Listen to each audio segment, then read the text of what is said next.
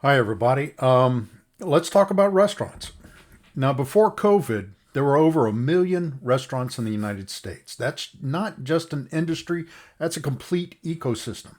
And about half of the food dollar in America is spent away from home. So, when we talk about restaurants, we're not talking about date night type of restaurants. We're talking about a massive economic engine. But here's the part that most people don't understand. Restaurants are not food businesses. Grocery stores, frankly, are in the food business. Restaurants, at its core, are in the experience business. Now, let me tell you why I say that with a little bit of conviction.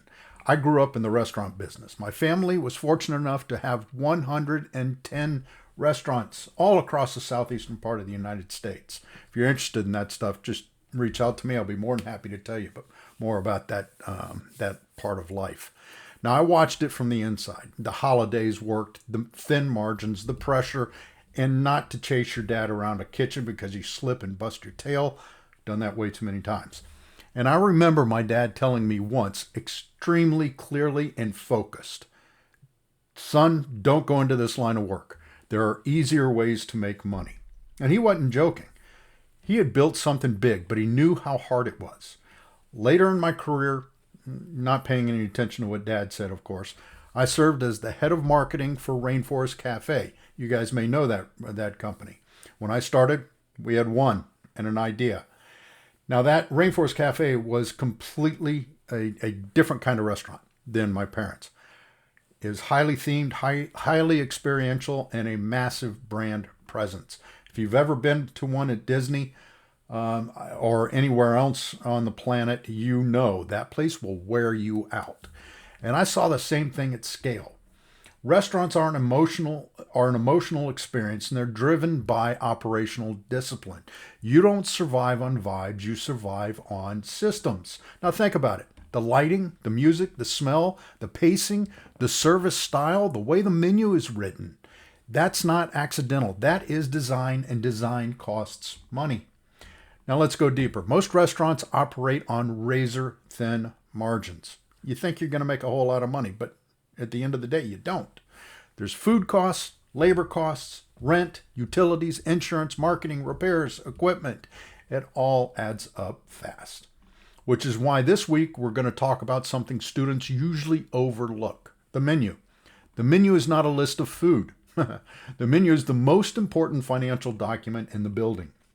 It determines what gets ordered, what gets produced, what gets priced, what contributes to profit, and through something we like to call menu engineering. Operators analyze contribution margins, not just food cost percentages, to decide which items stay, which items move, and which ones just completely disappear. Good restaurants will turn over about 20 to 30% of their menu about every quarter or so.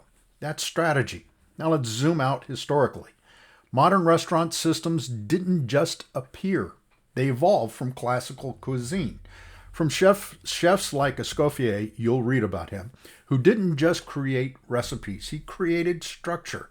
The brigade system, he defined roles, defined hierarchy, defined flow. If you've ever watched the movie, I think it's on AMC, The Bear, or it's a series, they do an excellent job of recreating that and showing that in a sitcom format. Now, Escoffier organized kitchen chaos into repeatable systems. And here's the big lesson. Hospitality evolves, but the system remains. Whether it's a Michelin star tasting menu or a ghost kitchen that operates on DoorDash, the fundamentals still matter. Concept, menu, operations, consistency, and leadership, they all matter. Now, let's talk about classification for a second. Fine dining, casual, family, quick serve, fast casual, franchise chain, and independent. Students often romanticize independent restaurants and criticize chains. I used to do that all the time. But here's reality. Chains master systems. Independents master the identity. Both can succeed and both can fail. The difference is execution. And here's what I want you to think about this week. Why do most restaurants fail in the first 5 years? It's rarely because the chef can't cook. It's because something didn't didn't work on the back end. It's usually because someone didn't understand the math, or frankly, the systems, or the leadership required to manage both.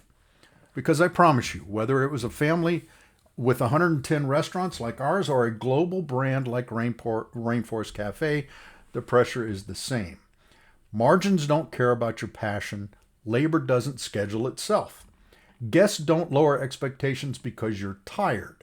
So as you go through this chapter, don't just think about what you eat. Think about why that item is on the menu. Why is it priced that way? Why is the restaurant designed like that? What segment is it targeting, and how does it control labor? Because hospitality is a people business run on systems, and restaurants just happen to run those systems at full speed, with heat, with knives, and hungry guests. Now that's week 6, so let's get to work. Thanks.